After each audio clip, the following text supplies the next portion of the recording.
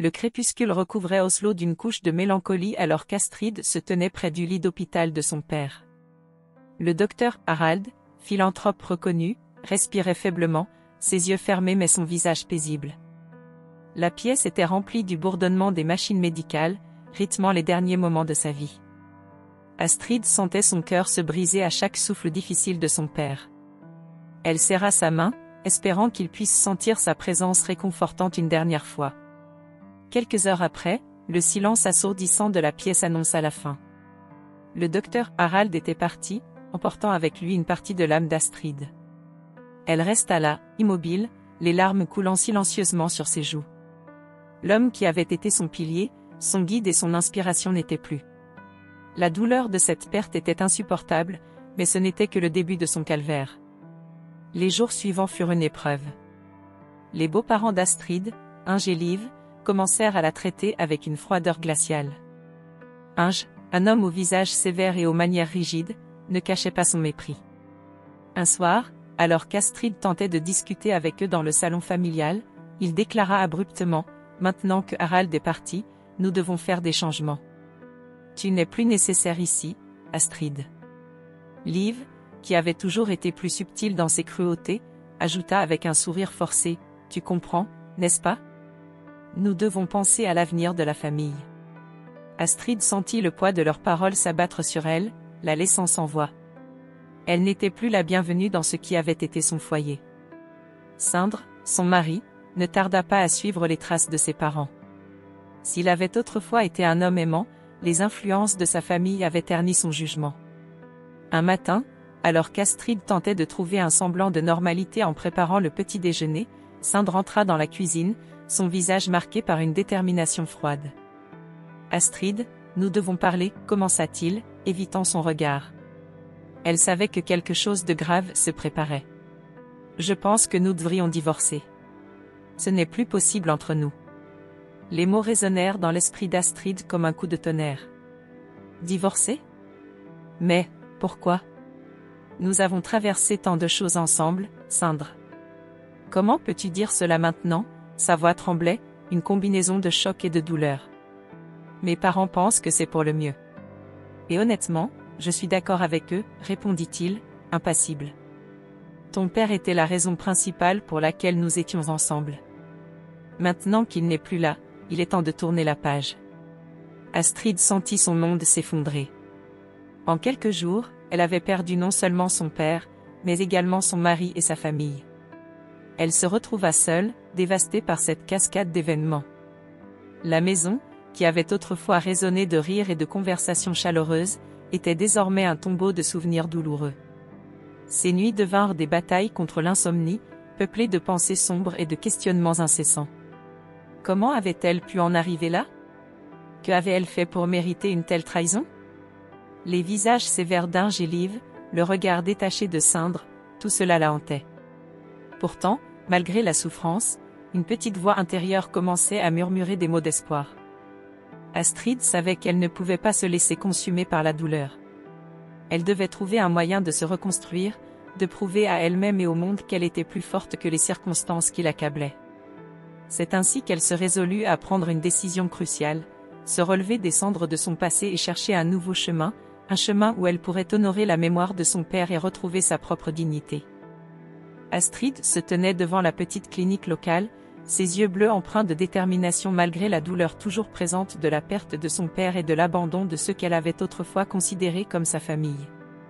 Elle avait décidé de ne pas se laisser abattre par les épreuves qui l'avaient frappée.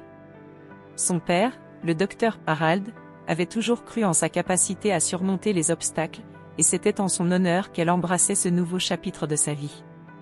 À l'intérieur de la clinique, elle fut accueillie par le docteur Eric, un homme d'une 50aine d'années, au sourire bienveillant. Il avait entendu parler de son histoire, touché par son courage, avait décidé de l'aider. « Bienvenue, Astrid, » dit-il chaleureusement.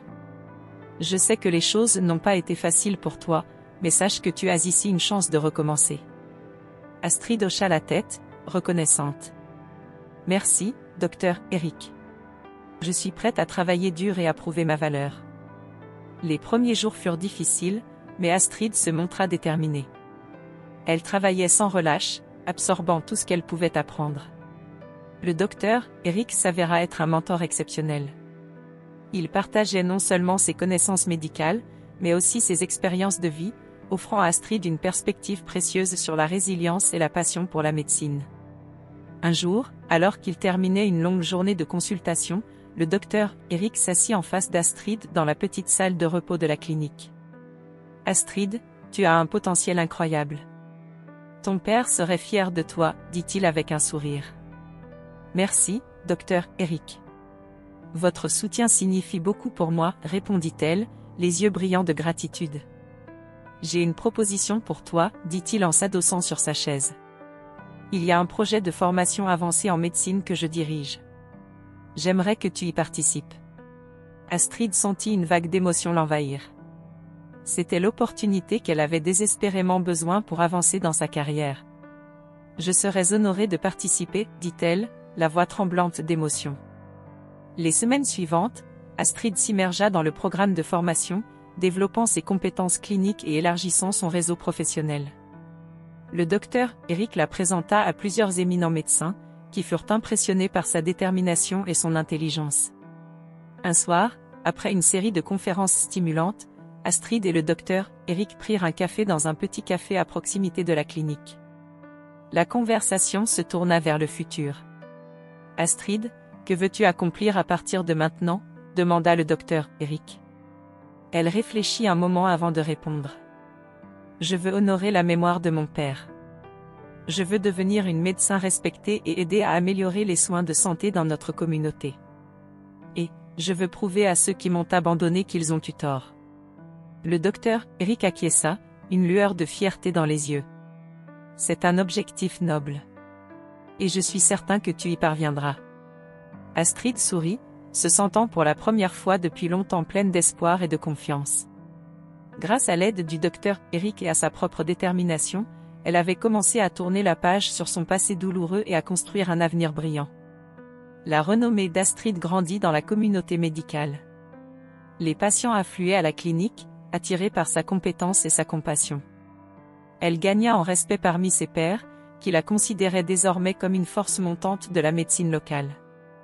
Un matin, alors qu'elle se préparait pour une journée bien remplie, le docteur Eric entra dans son bureau, une lueur d'excitation dans les yeux. « Astrid, j'ai une nouvelle incroyable.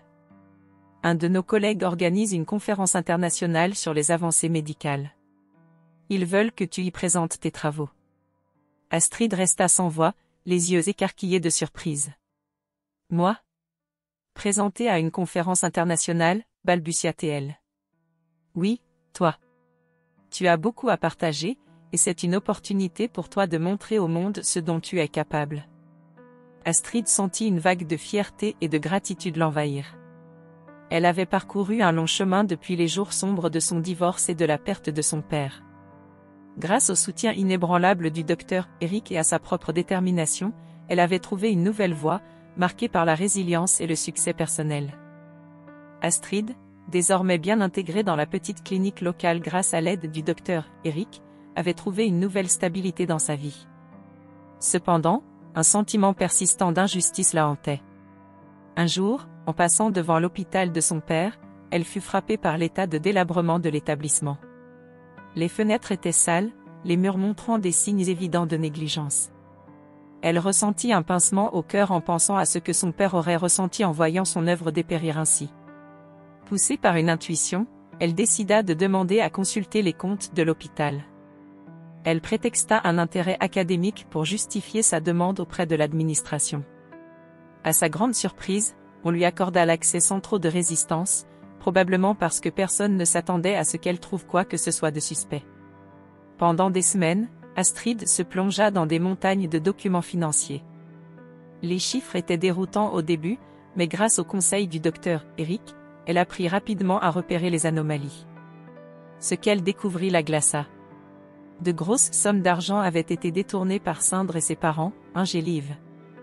Les fonds destinés à l'entretien et au développement de l'hôpital étaient siphonnés vers des comptes personnels, laissant l'établissement se dégrader. Un soir, alors qu'elle avait passé des heures à compulser les relevés bancaires, le docteur Eric entra dans son bureau, portant 2 tasses de café. « Tu sembles épuisé, Astrid, dit-il en posant une tasse devant elle. Que as-tu trouvé? Astrid leva les yeux, ses traits marqués par la fatigue mais illuminés par la détermination. C'est pire que ce que je pensais, Eric. Ils ont volé des millions. Cet argent aurait dû servir à soigner des patients, à acheter du matériel médical. Ils ont trahi la mémoire de mon père. Le docteur, Eric, s'assit en face d'elle, écoutant attentivement. Que comptes-tu faire? Astrid serra les poings, ses yeux étincelants de colère. Je vais les dénoncer. Ils ne peuvent pas s'en tirer comme ça. Le soutien d'Eric fut inébranlable. Je suis à tes côtés, quoi qu'il arrive. Mais sois prudente. Ces gens sont capables de tout. Armée de preuves irréfutables, Astrid prit rendez-vous avec un avocat spécialisé dans les affaires de fraude. Elle savait que cette bataille serait longue et difficile, mais elle était prête à tout pour rétablir l'honneur de son père et sauver l'hôpital. Elle passa des nuits blanches à peaufiner son dossier, à s'assurer que chaque détail était irréprochable. Quelques jours plus tard, elle se rendit à l'hôpital pour confronter Sindre. Elle le trouva dans son bureau, absorbé par ses propres affaires. En la voyant, il afficha une expression de surprise mêlée d'agacement. « Que fais-tu ici, Astrid ?» Elle lui jeta un regard glacé et déposa un épais dossier sur son bureau. « Tu sais très bien pourquoi je suis là, Sindre. J'ai découvert ce que toi et tes parents avaient fait. Tout est là-dedans. Des preuves solides de vos détournements de fonds. » Sindre se figea, son visage se décomposant à mesure qu'il feuilletait les documents. « Tu n'as aucune idée de ce que tu fais, balbutia-t-il, tentant de reprendre contenance. Astrid ne sia pas, au contraire, je sais exactement ce que je fais. Je vais sauver cet hôpital, et je vais te faire payer pour ce que tu as fait. En quittant le bureau, elle sentit un poids se soulever de ses épaules. La route serait encore longue, mais pour la première fois depuis longtemps, elle se sentait en paix avec elle-même. Elle allait rendre justice à son père et redonner à l'hôpital sa grandeur d'autrefois. Astrid se tenait devant l'imposante façade de l'hôpital que son père avait fondé, déterminée à restaurer l'honneur de sa famille. Les menaces et les tentatives d'intimidation de la part d'Inge et Liv n'avaient fait que renforcer sa résolution. Ces derniers jours, elle avait reçu plusieurs appels anonymes, des messages cryptiques la mettant en garde de ne pas aller trop loin dans son enquête. Cependant, Astrid refusait de se laisser intimider. Elle savait que la justice devait être rendue pour son père et pour tous les patients qui dépendaient de cet hôpital. Un matin, alors qu'elle traversait le hall de l'hôpital, elle aperçut une figure familière. C'était le docteur Eric, son mentor, qui l'attendait avec un sourire rassurant. « Astrid, comment te sens-tu aujourd'hui ?» demanda-t-il en posant une main réconfortante sur son épaule. « Déterminée, répondit-elle fermement. « Ils ne peuvent pas m'arrêter. Nous devons continuer à avancer. » Le docteur, Eric hocha la tête avec approbation. « Nous avons tous foi en toi. Sache que tu n'es pas seul dans cette bataille. » À ce moment-là, plusieurs anciens collègues de son père, des médecins et des infirmières qui avaient travaillé sous la direction du docteur Harald, s'approchèrent d'elle. Ils exprimèrent leur soutien et leur désir de l'aider à restaurer l'hôpital. Certains d'entre eux avaient même proposé de travailler bénévolement jusqu'à ce que la situation financière se stabilise. « Nous avons tous été touchés par la générosité de ton père, dit l'une des infirmières. Il a toujours mis les patients avant tout. Nous voulons t'aider à perpétuer son héritage. » Émue par ce soutien inattendu, Astrid sentit une nouvelle vague de détermination l'envahir. Avec l'aide de ses alliés, elle commença à mobiliser des fonds et des ressources pour la reconstruction de l'hôpital. Elle organisa des levées de fonds, des galas de charité et sollicita des dons auprès de la communauté. Les résultats furent au-delà de ses espérances. Un soir, alors qu'elle travaillait tard dans son bureau, elle reçut un appel. C'était Inge. « Tu crois vraiment que tu peux nous arrêter, Astrid ?» Sa voix était froide et menaçante. « Nous avons des moyens bien au-delà de ton imagination. Abandonne cette folie avant qu'il ne soit trop tard. » Astrid prit une profonde inspiration avant de répondre. « Je ne reculerai pas, Inge. Ce que vous avez fait est impardonnable. Je vais restaurer cet hôpital et rendre justice à mon père. » Inge éclata de rire, un rire sans joie. « Tu es plus naïve que je ne le pensais. » « Très bien, fais ce que tu veux, mais sache que tu joues avec le feu. Malgré ces menaces, Astrid continua sans relâche. La communauté, touchée par son dévouement et sa persévérance, redoubla d'efforts pour l'aider. Les dons affluèrent, et bientôt, les travaux de rénovation commencèrent. Les salles autrefois délabrées furent restaurées, les équipements médicaux modernes furent installés, et l'hôpital commença à reprendre vie. Un jour, alors qu'elle supervisait les travaux, un ancien collègue de son père s'approcha d'elle avec une proposition. « Astrid, il y a quelque chose que nous pouvons faire pour honorer vraiment la mémoire de ton père, dit-il. Nous pourrions renommer l'hôpital en son honneur. Qu'en penses-tu » Les larmes aux yeux, Astrid acquiesça. Ce serait un honneur. Les semaines passèrent, et l'hôpital, désormais rebaptisé « Hôpital Dr Harald », devint un symbole de résilience et de justice. Les patients commencèrent à affluer de nouveau, et les histoires de guérison et de compassion se multiplièrent. Astrid, entourée de ses nouveaux alliés et amis, sentait enfin qu'elle commençait à regagner son honneur et sa dignité. Cependant, une ombre persistait dans son esprit. Elle savait que la confrontation avec Sindre était inévitable. Mais pour l'instant, elle se concentrait sur la reconstruction de l'hôpital, déterminée à faire de cet endroit un sanctuaire de guérison et d'espoir, comme l'avait toujours voulu son père. Lorsque Sindre se rendit compte du succès grandissant d'Astrid, il ressentit un mélange de regret et de remords. La femme qu'il avait autrefois sous-estimée s'était relevée de ses cendres, plus forte et plus déterminée que jamais. Au fond de lui, il savait qu'il avait fait une grave erreur en la laissant partir. L'hôpital prospérait à nouveau sous sa direction, et les éloges qu'elle recevait de la communauté médicale ne faisaient qu'accentuer ses regrets. Un soir, après une longue journée de travail, Sindre décida de tenter de la contacter. Tremblant, il composa son numéro, espérant qu'elle daignerait répondre. À sa grande surprise, elle décrocha. « Astrid ?» « C'est Sindre. » Il y eut une longue pause au bout du fil. Astrid, de son côté, ressentit une vague d'émotions contradictoires. Elle avait reconstruit sa vie sans lui, mais une partie de son passé revenait frapper à sa porte. « Que veux-tu, Sindre ?» répondit-elle finalement, sa voix froide et distante. « Je voulais te parler. Je vois tout ce que tu as accompli et je me rends compte de la gravité de mes erreurs. Pourrais-tu m'accorder une rencontre ? Juste une conversation, s'il te plaît. » Astrid réfléchit un instant. La curiosité la piqua. Que voulait-il vraiment ? Était-ce une tentative sincère de réconciliation ou un autre tour de manipulation ? Très bien, Sindre. Retrouvons-nous à la cafétéria de l'hôpital demain à 14 h. Le lendemain, Astrid arriva en avance à la cafétéria.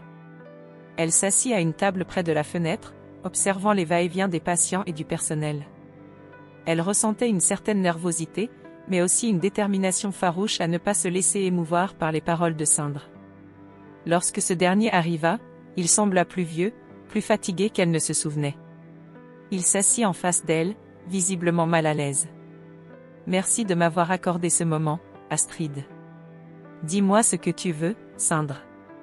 Je n'ai pas beaucoup de temps. » Il hésita avant de parler, cherchant ses mots. « Je réalise maintenant combien j'ai été influencé par mes parents. J'ai fait des choses horribles, et je sais que je ne mérite pas ton pardon. Mais je voulais te dire que je suis désolée. » Astrid leva un sourcil, sceptique. « Désolée ? Désolée ne suffit pas, Sindre.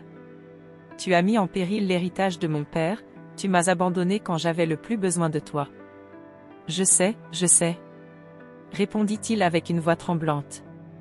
Mais en voyant tout ce que tu as accompli, je ne peux m'empêcher de te respecter. Tu as réussi là où j'ai échoué. » Astrid le regarda droit dans les yeux. « Et maintenant ? Que veux-tu vraiment ? Je voulais savoir s'il y avait une chance de réconciliation. Pas nécessairement en tant que couple, mais en tant que partenaire professionnel.